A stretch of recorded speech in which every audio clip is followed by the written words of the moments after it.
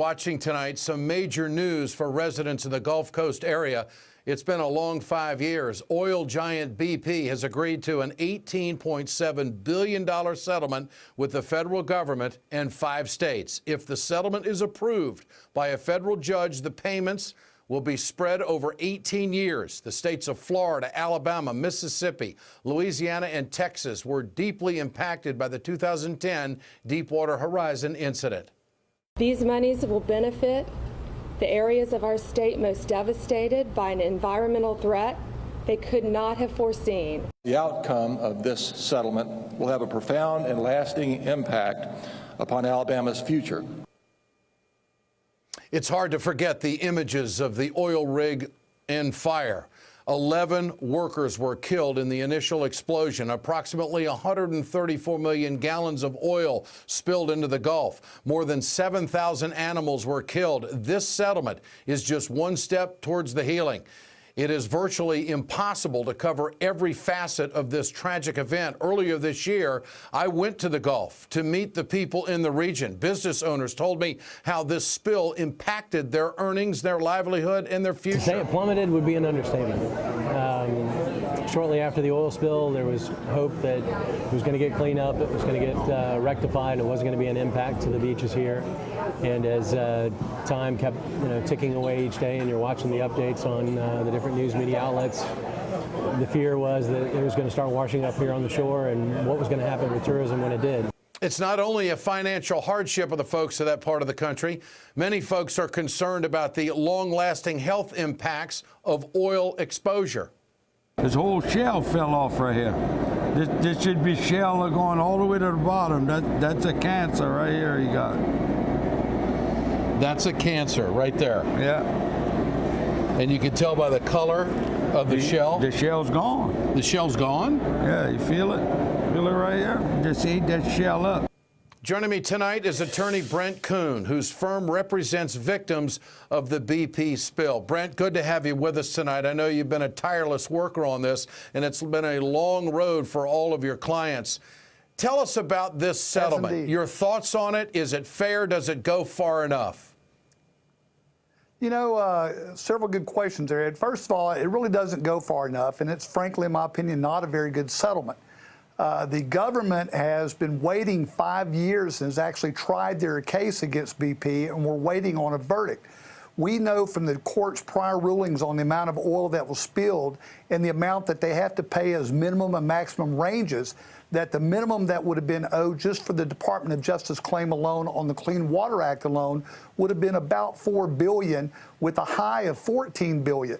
So BP has basically waited 5 years in protracted delays, trials, and appeals before coming to the table and then bundling up all of these claims, the governmental claims with the Department of Justice, all the state individual claims, and municipality claims, and basically gotten a good package deal. And this package deal is a lot less than what they would have owed under the legal system had they tried to defend these all one at a time. And it's also something that you noted, they get to pay out over an 18-year time frame.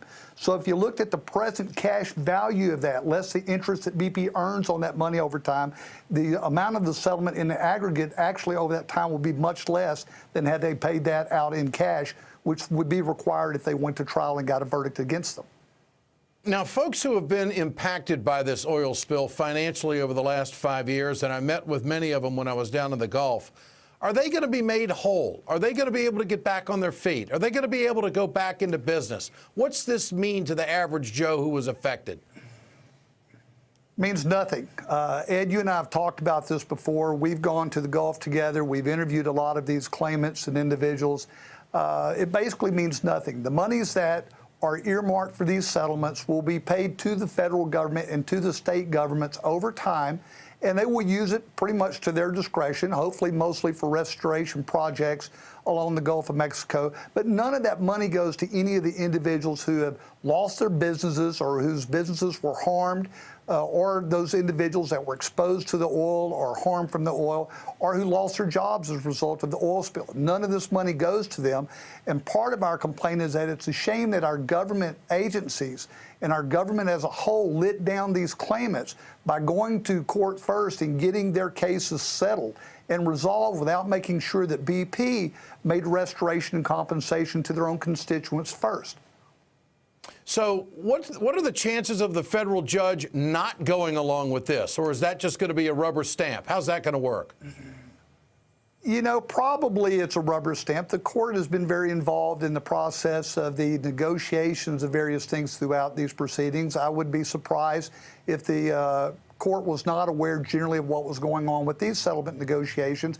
In fact, the judge has already sat through a very long and protracted trial on the Department of Justice case and was about to enter his ruling on the matter as findings and facts and conclusion of law when the settlement occurred. So I'm presuming, based on his delay in issuing that ruling, that he was aware that the parties were in negotiations and trying to get this matter resolved without a court ruling. So it's going to be up to the states and the federal government to allocate this money out, which it sounds like isn't going to be enough, what you're telling us. But then the environmental concerns of restoration. What about that? You know, just the monies that are being earmarked in this settlement ostensibly for these restoration projects, we never know how much it's going to cost. We do know this. You mentioned 134 million gallons. That's how much oil is still in the Gulf. There were 200 million gallons that were spilled. There's somewhere between 100 and 150 million gallons still in the Gulf of Mexico. This was all the oil that settled on the bottom and settled in various strata within the Gulf of Mexico waters as a result of the dispersants that were used that immersed it. So the long-term ecological impacts of that are unknown and certainly will far exceed the amount of these settlements over time. And I would think this would be your personal opinion to give you an opportunity. Is this payout over time an effort to make sure that BP doesn't tip over as a company?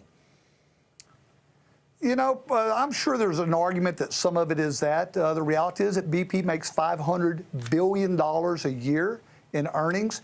BP has sold tens of billions of dollars in assets off over the last few years to basically put together enough money to settle all claims that they anticipated would be out there. And obviously by having that money escrowed or as a nest egg and now not having to pay it all out at once is a coup, in my opinion, to BP.